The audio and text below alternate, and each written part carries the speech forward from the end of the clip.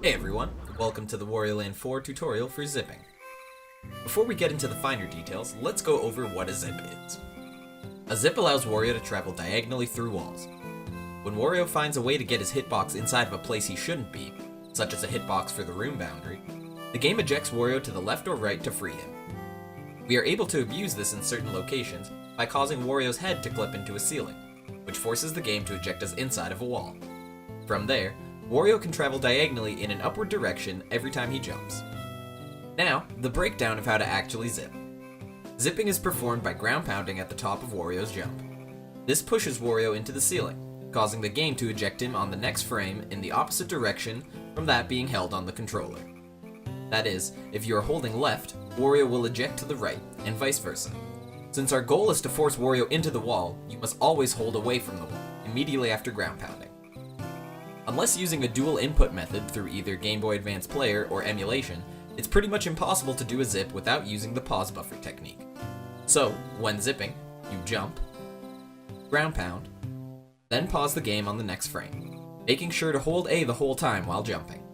This is because there are two ways Wario can be caught in the ceiling, when its momentum is on the way up, and when it is on the way down. Letting go of A makes the latter happen more often, making the zip fail. If done correctly, you will see Wario's head sticking into the ceiling in the ground pound position during the fade of the pause. From there, you can hold away from the wall and hit B to back out of the pause menu. We use B to escape the pause menu instead of A because pressing A wastes time with a little animation, whereas B just fades to black. I forgot to do this in the actual videos coming up for each zip, but just remember that pressing B is slightly faster. If done correctly, and everything lines up, Wario will pop into the wall. Make sure to always hold left or right, as letting go causes Wario to get stuck in the wall, soft locking you, and ruining your beautiful pace. When inputting a zip, not every zip is the same frame-wide. Becco Red discovered some very interesting things about zips. The height of the zip, which side the wall is on, and which direction Wario is facing all affect whether or not you can zip and how many frames you get to perform the trick. I'll leave this graph up for the remainder of the intro and add a link in the description to his blog, which has further detail. Zipping into random spots can be a lot of fun, but unfortunately, there are only a few locations where zips are actually useful in the route, since we need to collect all the gem pieces and Keyser in order to advance. Let's go through those now. I have omitted the easiest zip in 40 below, as I will elaborate on it in a later video, and it is a very straightforward zip. Once in the wall, there are two different ways for Wario to turn around. The first, and arguably less safe method, is to do it without a pause buffer. Simply press A and then change direction immediately after. To do a pause buffer, as in the example shown now, simply press A and then start immediately after. You will know you are successful if you hear the sound of Wario's jump.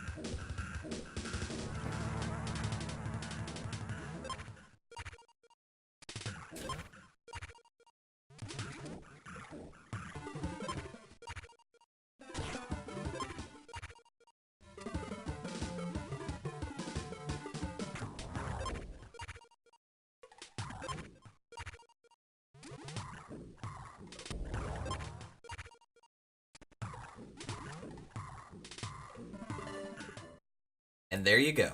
Those are all the zips that are done in the normal any percent route. There are a few other zips that are used in the other routes, such as hard any percent, normal 100%, and S-hard any percent. If there is a demand for it, I will one day make a video on those zips. Thanks for watching, and I'll see you guys later.